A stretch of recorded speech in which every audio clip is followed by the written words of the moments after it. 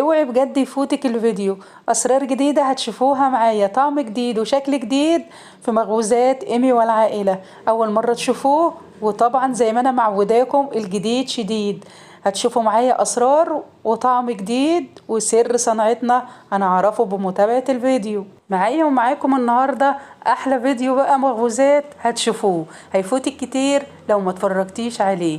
بصوا بقى هنعمل حبة قرص النهاردة، عايزه اقول لكم اللهم بارك فاخر ومن الاخر، بطعم جديد وبطريقه جديده وبتكات جديده، وطبعا الجديد شديد. وعايزه اقول لكم الفيديو مليان حبه اسرار، والطعم انا ما كنتش متخيله ان هيبقى بالجمال والحلاوه دي. فيلا كده تابعي معايا الفيديو. يلا نسمي الله ونقول بسم الله الرحمن الرحيم، اللهم صل وسلم وبارك على سيدنا محمد. ونشوف بسرعة كده أول خطواتنا وأول تكاتنا، وخطواتنا هتكون بدايتها إيه، ده كله هنشوفه مع بعض. بس أنا ليا عندكم رجاء، يا ريت فضلا وليس أمرا تعملوا دعم لأختكم باشتراك في القناة ولايك وكومنت على كل فيديو بنزله، وشيرك عشان يفيد غيرك. يلا نسمي الله. بسم الله الرحمن الرحيم. مبدئيا كده انا عندي هنا كيلو من الدقيق، عليه رشة من البيكنج باودر، يعني حوالي نص معلقة كده من البيكنج باودر، وطبعا رشة ملح. هنقلب كل الكلام ده مع بعضه. قلبنا نركن المواد الجافة على جنبه. تعالوا شوفوا الخطوة دي مهمة جدا، حطي تحتها 10-15 خط. بصوا هنجيب نص كوباية من المية الدافية، عليها معلقة من الخميرة البيرة أو كيس خميرة فورية، وهنقلبها كده مع معلقتين كبار من الدقيق، ونركنها حوالي نص ساعة أو ربع ساعة. بس يا ريت طبعا ما تقلش معاكي عن ربع ساعة. خطوات كلها بسيطة بس بتفرق معاكي في النتيجة. هنجيب بقى نص كوباية سكر، لو انت بتحبيها ان هي مسكرة. مش بتحبيها مسكرة حطي حوالي معلقتين او 3. هنقلبهم مع خليط الخميرة وننزل بيهم على الدقيق.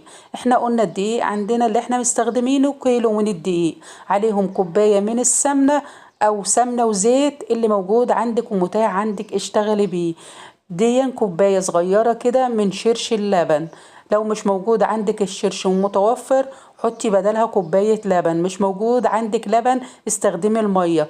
وده بقى السر اللي هيخلي القرص بتاعتك في حتة تانية خالص.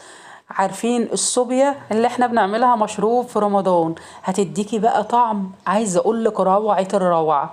حاجة كده اللهم بارك بجد، لو عملتيها مش هتبطلي ان انت تعمليها، هتدمنيها، لانها طعمها بجد وريحتها وهي بتستوي كده او هي بتتخبز في الفرن بتبقى طالعة ريحتها جميلة جدا. والطعم بقى مش عايزة اقول لكم على الطعم، حاجة كده خيال. هننزل بقى بالمكونات بتاعتنا كلها على بعضها كده، ولا هقولك بقى لبن ولا هقولك اي حاجة خالص، لا هنعجن بمية دافية.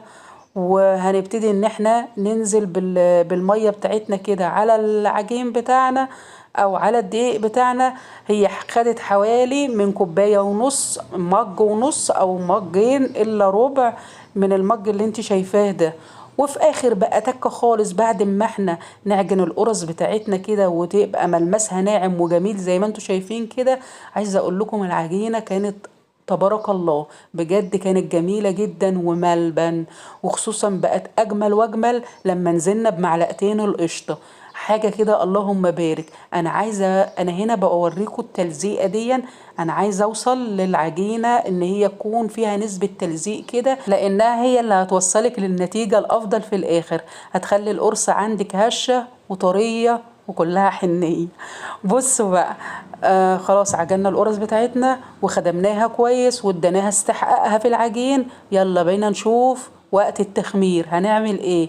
هنجيب بولة كده او الكوباية اللي انتوا شايفينها دي، وهنملاها مية سخنة، ونحط البولة بتاعت العجين على الكوباية او البولة بتاعت المية السخنة ونغطيها. الكلام ده بنعمله لما يكون الجو برد جدا، اما لو احنا بنستخدم القرص وبنعملها في الصيف عادي جدا ان احنا نستغنى عن الخطوة دي.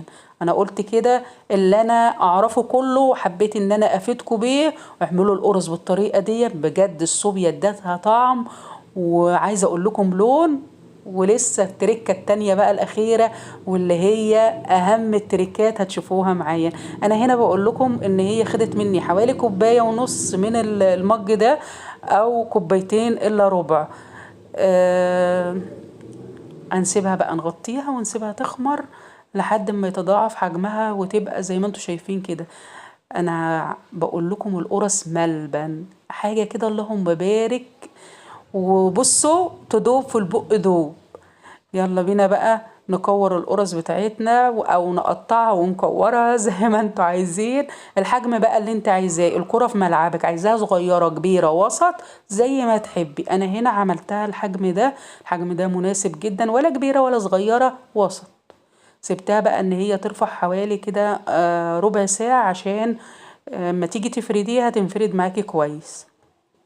انا هعمل نصها سادة ونصها محشي عجوة، ودي العجوة اللي انا عملتها وقدمتها معاكم في القناة، وفرزناها مع بعض من البلح الرطب اللي كان موجود في قلب السوق. بصوا بقى، هنا هنبتدي ان احنا نبطط كده القرصة بتاعتنا، هنبتدي ان احنا نفردها. وانا كنت في الفاصل كنت كورت العجوة بتاعتي كده، عملتها كور صغننة عشان ايه ما تاخدش وقت معايا، واوام اوام كده نعملها بسرعة. هناخد بقى كل كورة من العجوة ونبتدي ان احنا نحطها كده في قلب القرصة بتاعتي، ونبتدي ان احنا نكورها تاني ونقفل عليها كويس، ونحطها في صينية مدهونة بالزيت. لازم الصينية تدهنيها بالزيت كده، حبة زيت صغيرين وبالفرشة ودهنيها. هكور بقى بقية القرص كده وادخل في قلبها العجوة الجميلة دي، وهرجع لكم تاني. فاصل صغير صغنطوط قد كده بس، اوعي القناة تتغير، استنوني.